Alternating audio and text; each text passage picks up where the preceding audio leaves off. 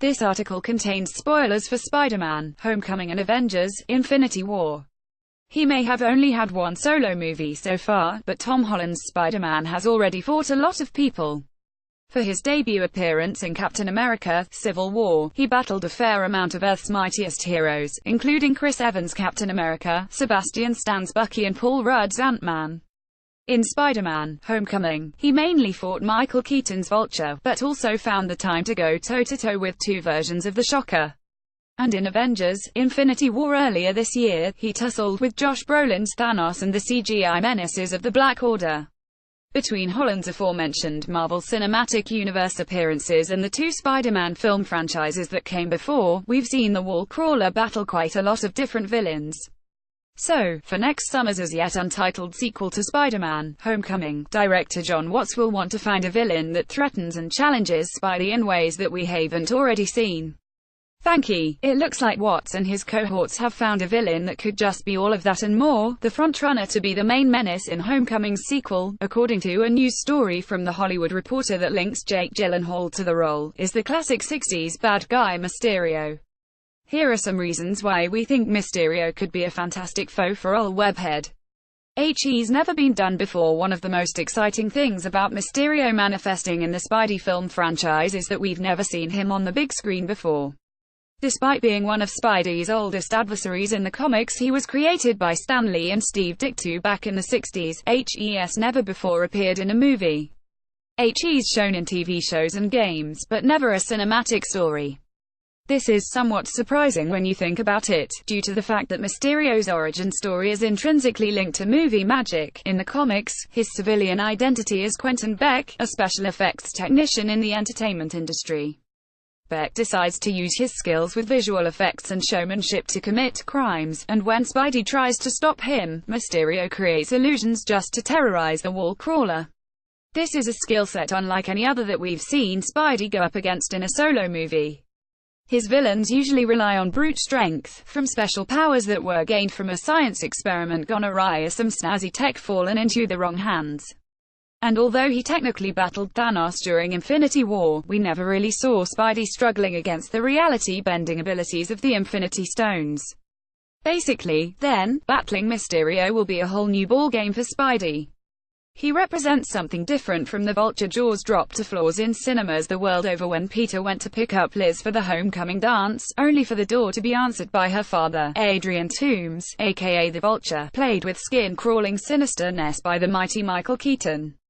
The kitchen and car conversations that followed set the stage marvelously for the third-act showdown between Spidey and Vulture, raising enormous emotional stakes for the film's final.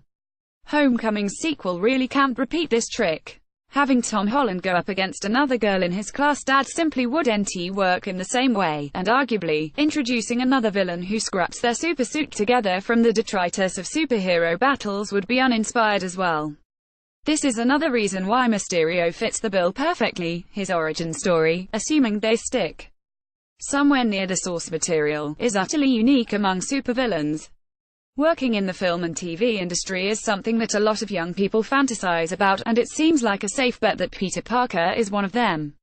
After all, this is the kid who made a film by Peter Parker during Civil War, and who constantly references really old movies to get out of tight spots. You can imagine that Peter would be initially excited to fight a movie industry baddie, until he sees what Mysterio is capable of doing. Gyllenhaal does greasy creep better than anyone. If you're wondering how well Gyllenhaal will fare in the role of an entertainment industry professional who pushes himself into dark places, you might want to check out Nightcrawler. Therein, he played a greasy creep who fought his way to the top using loose morals and a fair bit of blackmail. His performance in the film was slimy and silly at the same time, raising laughs as well as making you uncomfortable. If you haven't watched Nightcrawler yet, we'd really recommend it.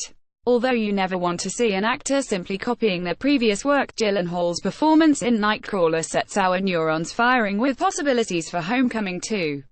What if Gyllenhaal's Quentin Beck had a similar manic energy, with his creepiness causing him to get sacked from his special effects job? A mental break could follow, and it's easy to imagine Gyllenhaal handling the transition from creepy geek to outright public menace in a real strong way. Additionally, long-term Spider-Man film fans will know that Gyllenhaal has a connection to this franchise that goes back years. When Tobey Maguire injured his back on the set of Seabiscuit, Gyllenhaal was listed as a potential replacement in the Spidey suit for Sam Raimi's Spider-Man 2. Maguire recovered in time, though, and a gag about his bad back was written into the film.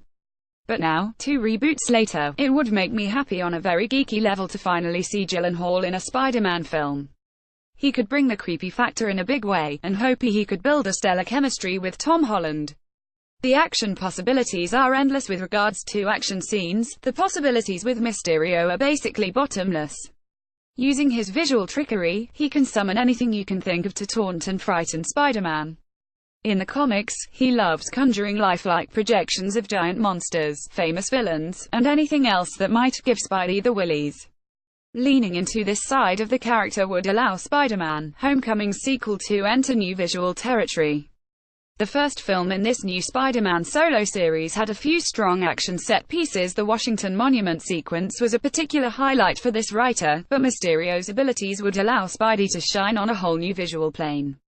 Just as Ant-Man dazzled us with the quantum realm and Doctor Strange blew our minds with all of its trippy dimensions, Spider-Man: Homecoming 2 could open up a whole new visual sandbox by allowing Mysterio to wreak havoc in an artificial realm of his own creation. Spidey's quips wouldn't do much good in this environment, so he would have to use his smarts to fight his way out. We've seen Spider-Man saving civilians, stopping trains, punching aliens, battling between buildings, climbing up monuments and holding a ferry together with nothing but webbing and enhanced biceps, but we've never seen him face anything like Mysterio's amazing and terrifying illusions. His illusions can prey on Peter's guilt and fears as well as enabling exciting action sequences on an unprecedented level for Tom Holland's Spidey. Mysterio's illusions can also be used to throw Peter Parker's worst fears and biggest regrets right back in his face. There is, after all, plenty of material for Mysterio to draw on if he wishes to emotionally abuse his arachnid adversary. The thought of his loved ones, including Marissa Tomei's Aunt May and all of his chums from school, being endangered and/or killed is exactly the kind of thing that would keep Peter up at night, and Mysterio can create an illusion to show him exactly that. Likewise, if he wants to dredge up the biggest regret from Peter's past, Mysterio could create a lifelike projection of Uncle Ben, who we've yet to see in this universe. Seeing his friendly neighborhood destroyed would also mess with Peter's mind. Of course, a lot of these ideas hinge on Mysterio working out Spider-Man's secret identity, which isn't exactly a sure thing. Given the fact that Spider-Man: Homecoming 2 will swing into cinemas just a few months after Avengers 4, it also seems safe to assume that Peter will be carrying some emotional baggage with him from that humongous crossover event. If one fan theory comes true and Robert Downey Jr.'s Iron Man ends up sacrificing his life to bring back Spidey and the other dead Avengers, we could be looking at a Peter who carries the weight of his super mentor's death upon his shoulders. If Mysterio threw an illusion about Iron Man at a Peter that was mourning Mr. Stark, there probably wouldn't be a dry eye in the house. Mysterio has been known to go to some very dark places with his illusions. In the Old Man Logan comics, it was revealed that Mysterio used an illusion to trick Wolverine into killing all the other X-Men. From Wolvie's point of view, he thought the X-Mansion was being invaded by villains. In reality, he was butchering his best friends. So yeah, Mysterio may seem silly on the surface, but he could push the cinematic Spidey into some really dark places. The costume will be a challenge. The only aspect of Mysterio's inclusion in Spider-Man: Homecoming 2 that doesn't fill me with enthusiasm is the prospect of his costume, goldfish bowl head and all, being adapted into the cinematic medium. Even in the comics he looks ridiculous, so how will the film's costume department manage to make him look menacing? The cinematic rendering of the Vulture's costume in Homecoming was something really special. It kept elements of the source material such as the fur collar, but updated everything else to look modern, frightening and just feasible enough to keep us engaged in the story at play. Mysterio, hope he will get a similar treatment. Attempts have been made in other media, over the years, to make Mysterio look a bit less lame. In the Shattered Dimensions video game, for example, the goldfish bowl was incorporated into a cloak to hide the ridiculous image of a man with a glass sphere for a head. Perhaps a similar look could work for the movie version of Mysterio. Again, something like this could be used to pay homage to the comics without completely copying them. As long as the costume comes together in a fashion that looks suitably sinister, Mysterio has the potential to be one of the best Spider-Man villains to date. With his hyper-realistic illusions, he could be the perfect tormentor for a Spidey who's just come through the ringer of back-to-back Avengers movies.